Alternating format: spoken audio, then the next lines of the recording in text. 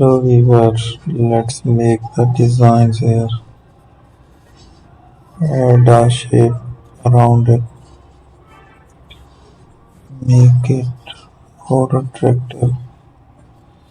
So these are the shapes. Let's generate the design.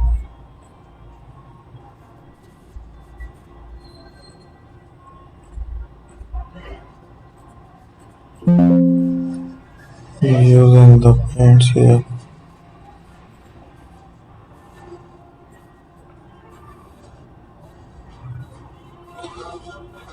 So we will add a paint